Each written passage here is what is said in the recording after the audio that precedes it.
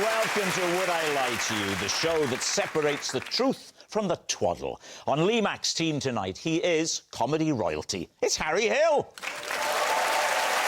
Good And she won the Euros, she won the Jungle, she's the one and only Jill Scott. And on David Mitchell's team tonight, he's a musician, artist, and like me, a style icon. It's Koji Radical. And she's here to sort your life out, Stacey Solomon. We begin with round one, Home Truths, where our panellists read out a statement from the card in front of them. To make things harder, they've never seen the card before. They've no idea what they'll be faced with. It's up to the opposing team to sort the fact from the fiction. Stacey is first tonight. Oh, God. OK. I nearly broke up with my husband while he was trying to propose to me. Please, team. Well, this show's taken a turn, hasn't it? We all know, but you're married to the mighty Joe Swash. Oh, he is mighty. Yeah. A mighty pain in my nunchuck. First of all, when was this? It was a Christmas Eve, and I actually couldn't tell you the year. That's terrible, isn't it? Oh, that's right, it was lockdown. It was lockdown, and we were in the house, and we used to go for our daily walk. Yeah. So we'd go to the woods by our house, right? Hey, steady now. This is not loose women. And this one day on Christmas Eve, while I was in the thick of being really busy, he was like, we've got to go on our daily woods walk. And I was like, can't that wait? We can do it tomorrow. It's Christmas Eve. Yeah. But anyway, we went on a walk, and through the woods there was, like, all these flowers laid out. So I said, I think someone has passed. Oh, you mean laid out in cellophane? Laid out like these faux white beautiful flowers all across the woods. Right. And then he said, let's go and have a look. I said, what the hell is wrong with you? Like, I'm not walking through that. And he was like, no, come on, let's just get a closer look at it. I was like, you are actually disgusting. Stop you?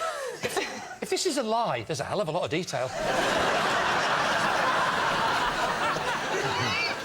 He kept saying, we've got to go and have a look, like he was being really nosy about somebody else's, like, terrible thing that had happened. And then I said to him, like, I don't know if I can be with a person like you who just... who gets off on someone else's misfortune. So I went over with him reluctantly and was expecting a shrine of some kind. It wasn't a shrine. It was Joe had put the flowers out to propose to me on. Was there anything written in the flowers, or he got down on his knee? No, I think his mistake was not having anything written in it, because if it had said marry me, I'd have got it straight away. It's quite a lot of flowers to write out. You wouldn't have been able to see that from a distance, would you? Well, it could be a big one, couldn't it? Like what they put in a funeral car. Yeah, funeral florists, they'd be glad of a more upbeat commission. No, something positive. It was actually a commemoration to Mary Mia, and he just changed the letters quickly. So he got down on one knee, and I was like, oh, sugar. Like, we'd had a full-blown row on the way to this proposal, and it was hit and miss. And I did say yes in the end, obviously. Well, of course, it was lockdown. You weren't going to meet anyone else. Well, exactly. What about your family? How did they react? My dad actually was hidden in the bushes with a camera. Joe had contacted your dad and said, hide in the bushes. No, he was there by chance. What time of day? Four-ish. Well, hang on. It's getting dark, right? Yes, it was dusky. So he's asking you to walk in the woods when it's... Why hasn't he used an earlier time to get a good photograph? I think because I moaned so much about going on this walk. I'm just thinking about your dad. How long was he lurking in the bushes for? If it was dark, was your dad able to flash the camera? The camera. Now, I think you knew what you were doing there, Jill. And we're not at home to smut an innuendo on this show. What do you reckon, Jill? Is she telling the truth? I think sometimes when you're telling a lie, you over-elaborate a bit. Oh, you splurge too much information. Yeah. Harry? I think it's a lie. I think if you were going to do that, you'd wait for Christmas Day, wouldn't you? I think it's a close one, but a lie, I think. Yeah, it's not easy having first-time guests on. Do people come on twice? Well, not this time, they won't. I'm joking. Something tells me this might be the truth, but I think I'll go with my team and say, yeah, she's just made up that story. I mean, bearing in mind, we only asked one question and off she went. If this is a lie, I'm going to put it in for an Academy Award. Stacey Solomon, were you telling us the truth or were you telling us a lie? It was true. No way! Yes, it's true. Stacey did nearly break up with her husband mid-proposal. Jill, you're next. OK, here we go. I was sick into the FA Cup. Yeah, David's team. Were you? For the love of God, say yes. I actually was. That's a very good follow-up question. Under what circumstances? So, basically, we just won the FA Cup, and then people do that thing where they pour the champagne into the FA Cup. Who is we, Jill? Manchester City. Manchester City, yeah, right, Manchester City. I take a sip of this champagne stuff, and I brought it back up into the FA Cup. Did they sing a song like, we like to drink with Jill? Because Jill is our mate. And when we drink with Jill, she dance or drinking 8, 7, 6, 5, 4, 3, 2, 1, yeah! And then yeah, and then I was sick, yeah. Are we the only two that go out? Yeah, I've never heard that song. That's also new to me. I've never heard that in my life. Well, you know what the worst thing was? The person who got the second swig. I didn't tell the girls. Oh. I know, because then they were passing it round. This wasn't a full vomit. This was No. more like a short-term regurgitation. Yeah, but I was a bit sick. Did it go down the wrong hole? No, it definitely went down the right hole. I think the part that makes me suspicious is I believe Jill was a really nice person and she'd be like, oh, I've just puked in that. Is that your definition of a nice person? What do you reckon, Koji? I reckon you did it. It's like the end of EastEnders. You think lie? So it's up to me. Yeah. Yeah, I reckon that's true. Jill, was it true? They think it was, or was it a lie? So it was a lie.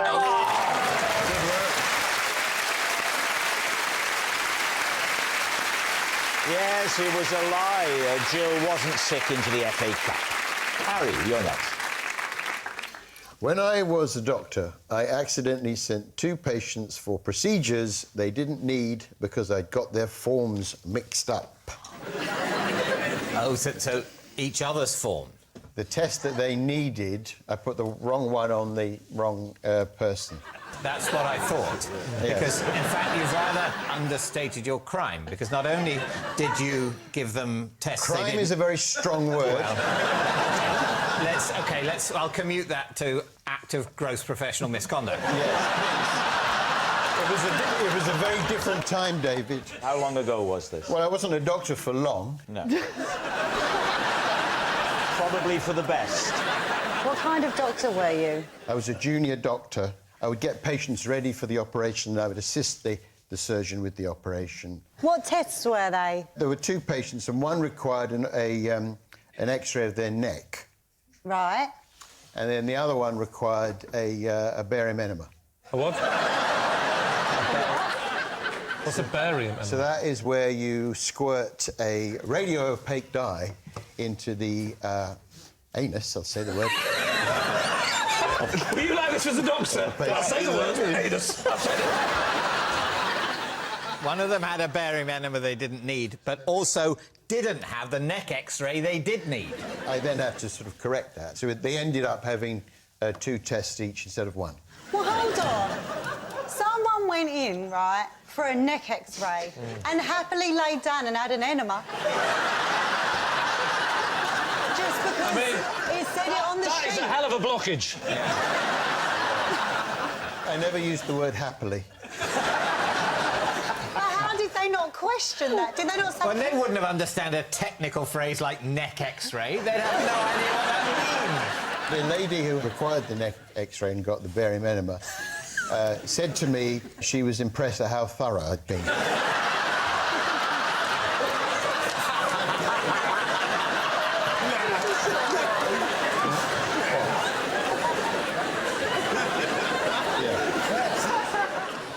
Did it help, these extra tests? Did you find anything up this lady's bum or this man? That could have saved him in the future? No, fortunately, those were the normal. They were normal So tests. neck And that would lady have been- had a perfectly healthy bottom, and bottom guy's neck was A-OK. Did you, at any stage, come clean to these patient A and patient B? Of course not. All right, what are you thinking, then? That's Koji. impossible, man. I can't go for a neck X-ray and get something in my bum. Crazy. Stacey? I couldn't tell you what it was like in those days. No, exactly. Exactly. Exactly, Stacey. It was a different time. What it was year? a different time. What year? This would have been 1988. What was it like then?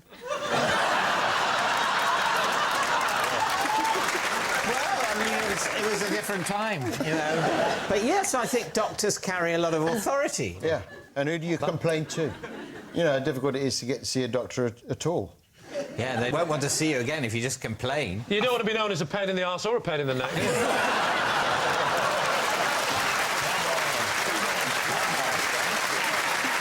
right, so what are we going to say, David? I think it could have happened, but equally... Really? Yeah. God, well, honestly, I fear for people who grew up in that time. If you two are both convinced it's a lie, I won't overrule you, because it definitely might be a lie. All right, then. So, Harry, was it true or was it a lie? It was... true. Yes, it's true. Harry did send 2 patients for procedures they didn't need. Our next round is called This Is My, where we bring on a mystery guest who has a close connection to one of our panellists. Now, this week, each of Lee's team will claim it's them that has the genuine connection to the guest. It's up to David's team to spot who's telling the truth. So, please welcome this week's special guest, Adam.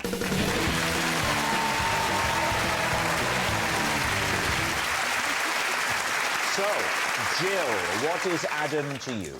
So this is Adam, and when he sold me a car, he actually gave me £1,000 off if I did some football skills. Harry, how do you know Adam?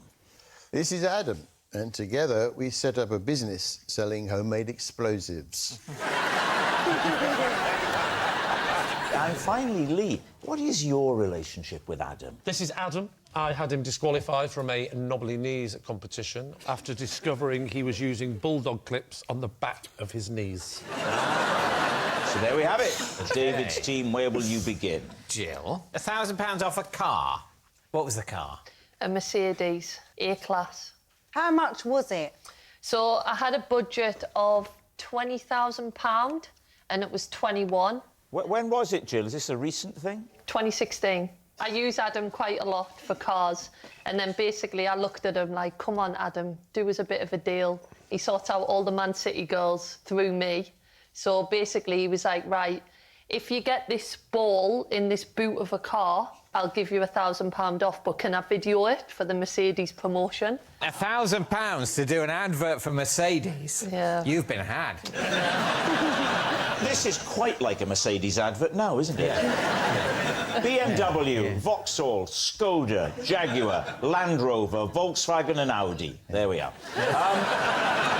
Pogo sticks, milk floats, buses.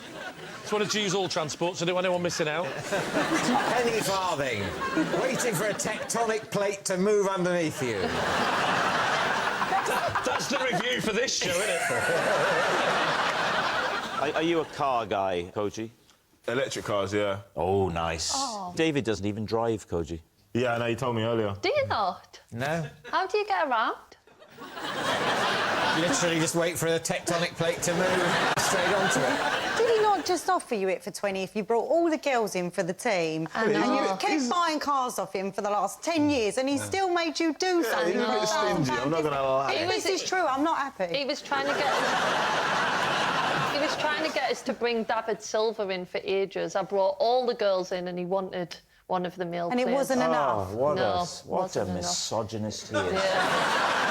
No, he is a great guy, though. No, I don't think he is. No, Not he the way is. you're describing him.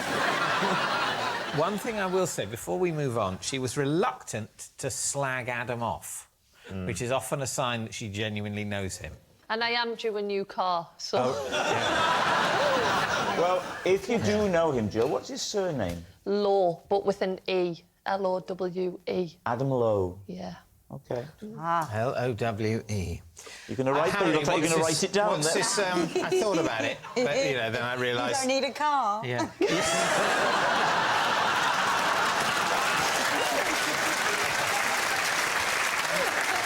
So, Harry, what's his surname? Starkey. Starkey. Starkey? No further questions.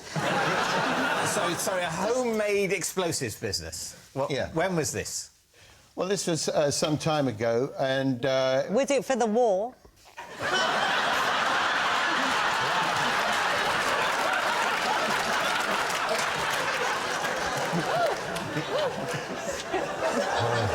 it wasn't for the war. I'm not that old, Stacey, for crying out loud. Were you a child? I was about 11. Yeah. So, yes. Who were you mixing with at 11? Well, Adam Starkey. Bit of a pause before Starkey, though, wasn't it? There were three of us initially. Patrick. One of them died. And no. No, business got so lively that we had to take on a fourth person. Neil. OK, so it's Neil, Patrick, Adam, and... Sorry, what... Can you give us any clue as to the nature of the explosives? Yeah, so it was fireworks. We made small explosives and fireworks, yeah, to sell to children. How did you learn to make fireworks? Adam Starkey told me. You couldn't find stuff out back then, but somehow we managed to find the recipe for gunpowder. In a library? Or... It would have been... From his mate, Guy. It was a long time ago. It would have been in a book. How did you obtain the ingredients for gunpowder? Well, two of the ingredients, you could buy them from the chemist, and there was a chemist in Staplehurst, where I grew up. Hi, everyone. And big up to the Medway posse. And so we could get our hands on two of the ingredients. And then there's the other ingredient you can't so easily obtain. Patrick's auntie got hold of it. Did you grow up in a wealthy area? Like, how did you buy these ingredients? Had you had a business prior that you'd saved up from and you were able to invest into the new business? Or... I'm looking for £50,000 for 10% of the business. No, we had jobs. You know, I had a job anyway. At 11? Yeah. What was your job? Road sweeping. Who was your, like, main customer? I was 11, so, you know, our target would be 10-year-olds. And how much money did you make? Well, we made about £1. Hang on. But back then, that was like £1,000. It was about 1,000. What about Lee? OK. Remind us, Lee, of your claim. This is Adam Lowe Starkey, double-barrelled. I got him disqualified from a knobbly knees contest when I discovered he was using bulldog clips on the back of his legs. Where did you place? Well, I was second and he was first. I was going to let it go, but because I was second and he was first and he was cheating, I thought I'd make an issue of it. Where was this, Lee? Where was this? Between the waist and the feet. Where was the contest taking place? My daughter's school. Oh. Hang on. I haven't got a daughter. Your daughter's school held a knobbly knees competition. Why? A word that you don't get involved with, David. Fun. Was there a particular occasion that it was part of, or was School it... fete. School fete. Just the usual thing, tombolas, coconut shies, knobbly knees. It was an old school theme. How many entered the knobbly knees competition? There were, I think, about 8, so 16 knees in total. OK. No, 15. There was a guy that used to be a pirate. Describe how it happens. I've never been to Well, he was fighting, trying to get some gold from a ship. And they attacked him, and he wasn't having it, and they cut his leg off. No, the knobbly knees competition. Sorry. So we're all lined up, and they said third place was Sheila or whatever, second place Lee. Oh. Yeah, it's fine. First place is Adam. Adam. Who had judged it, by the way? The children. The children. Which children? 7 children. Do you need their names? No, but how were they selected? I'd say randomly. But how do 7 children judge a knobbly knee competition? Because they all have to agree. There's got to be a third place, second place, first place. There's 7 children have to... How is this organised? This is a nightmare. It was 7 children. 7 children. It might not have been 7. It might not have been 7. All right, Well, I asked. A simple I was question. guessing 7 because one of them looked happy, one was a bit grumpy. Roughly 7. Why are you so obsessed with the judging? Who was announcing? He had bulldog clips on the back of his legs. Why are you worried about the admin? Who was saying who won? The 7 kids got But together in chorus, in the all speaking at once, like they're possessed. Who said, in third place, Sheila? Who said it? The teacher. The teacher. Which teacher? You were sent an email about this. You're not allowed to treat me like this anymore. You promised. I went to HR about this. Stop.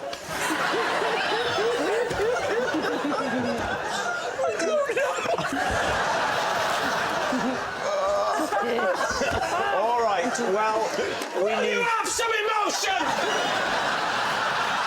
Anything.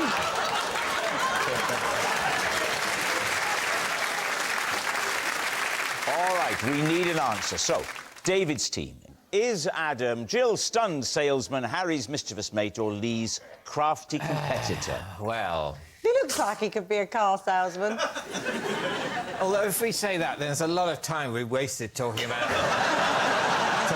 knees and explosives. I'd be actually a bit disappointed if he's the car salesman, and I think you could get better deals elsewhere. I've been getting my cars off him for 10 years. Well, he's laughing all the way to the bank, Jill. He hasn't laughed once, to be fair. What do you think? I feel like the most believable story is Jill's. I think the most believable story is Harry. Well, why don't you split the difference? Because no one's got knees baggy enough for a bulldog clip. Oh, that's your trailer. Feel the back of your knee. And just have a think about that for a second. I could absolutely get a bulldog clip round it. OK, let's make a decision. OK, are you sticking with Jill? Yeah. You're sticking with Harry? Yeah, because, yeah. We're going Jill. You're saying it's Jill, the discount... Well, I've got to go with one or the other. Yeah, or we then could go with Lee. one twice, and with the other 0 times. Did you know? feel I've gone with your opinion less often? Well, you have. I don't feel it. It's a fact. Is it a fact? You're quite right. You're quite right. We're going with Harry. And all I'm going to say is it had better be him.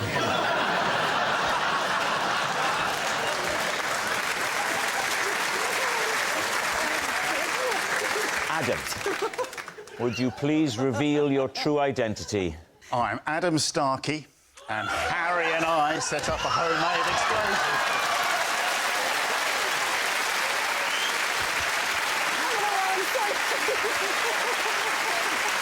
Adam is Harry's mischievous mate. Yeah. Thank you very much, Adam.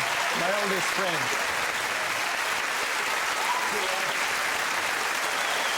Which brings us to our final round, quick-fire lies, and we start with... It's Koji. I have diagnosed myself as suffering from a condition I call HPS. Right, Lee's team. So, the obvious question, what does HPS stand for? Heavy pelvis syndrome. Heavy pelvis syndrome? Oh, Are you showing off? Can you describe the symptoms? I can't swim. Right. Because your pelvis is too heavy. Bingo. Which is why I feel like this is cheeky, because it's like, I do suffer from this. Do you know what I mean? It's not self-diagnosed, it's just diagnosed. Whoa. It's been diagnosed by a doctor? I'm getting a doctorate soon, so... Yeah, I've got one of them. They count for nothing. No. Don't ruin this for Trust me, I've done it. If they say on a plane, if we got a doctor here and you put your hands up, you're in for a whole world of pain. Did you try swimming when you were younger, as a child? I've drowned a few times, yeah. Well, you haven't, have you? Nearly drowned 3 times as a result of HPS. When was the first time? I'm in the pool, I'm in the middle, and I've got a decision to make. I could either walk back to the shallow end stairs, or walk towards the deep end. And as I start to stroll, I feel like an alarming amount of weight from my pelvis. How would you weigh the pelvis? It's not about how I weigh the pelvis, it's about how the pelvis weighs me down. Well, if you lie flat on the floor and we were to lift your pelvis, would we feel the weight? Yeah, You want to lift me by my pelvis? Come, darling. Come on, then. If you could lie flat on the ground there, please, sir. Well, put your knees up. One sec, you gotta help me down. Got to help you down. Watch the belt. Boom! I'll tell you what, that's a heavy pelvis. Put your knees up. I think that maybe we should have a doctor in There you go. attendance. But then if he puts his feet flat, we'll feel the weight of the pelvis, won't we? Yeah, but he won't be able to lift.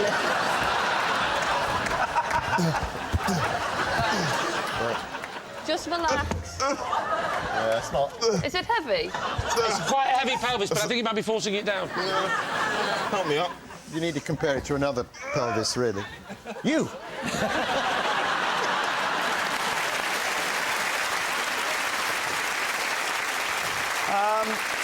Harry, you've had a chance to examine the patient. What would you recommend? Well, I think you just need some swimming lessons.